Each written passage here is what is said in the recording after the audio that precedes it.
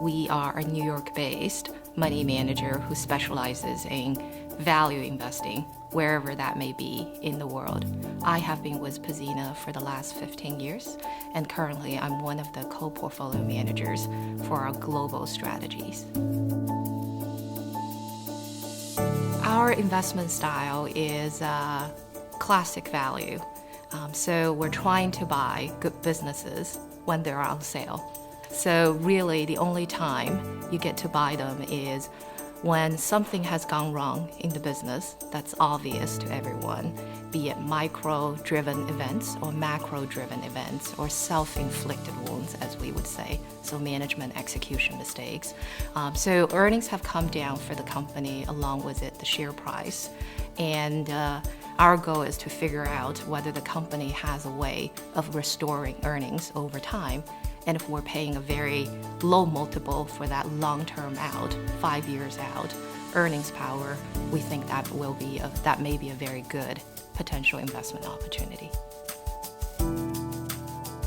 So when a name screens up, it goes through a two-step process where our analyst first does what we call a quick look, and try to figure out what does this company do, what's gone wrong in the business that's led to the current pain, and do we think there's a realistic chance of things improving over time, and is there any way to think about downside protection if the future doesn't play out as we anticipate. About 70% of the names we screen up actually get rejected at this stage.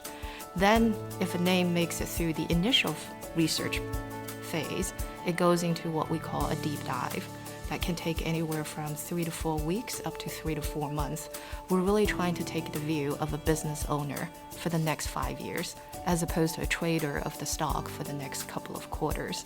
At the end of all that, we sit down and discuss as a team and decide whether the future earnings power of this business can be materially improved versus today, and if the valuation still looks attractive relative to that long-term earnings power.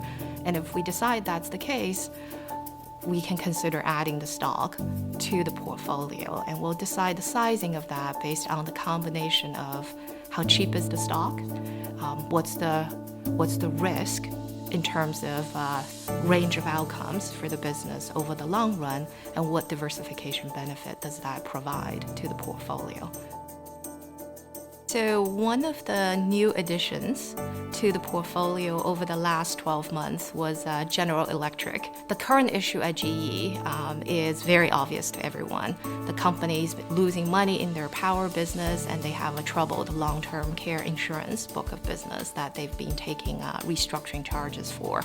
In our judgment, healthcare, aviations are doing very well. The problem in power is fixable, although it will take probably 3 to 5 years. So we think we've taken a very conservative approach to the long-term value of GE. And with all of that in mind, the stock is trading at 9 times what we view as a realistic 5-year out earnings power.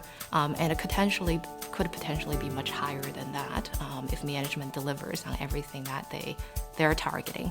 So we think that's a very interesting investment with very clear pain versus a fantastic history.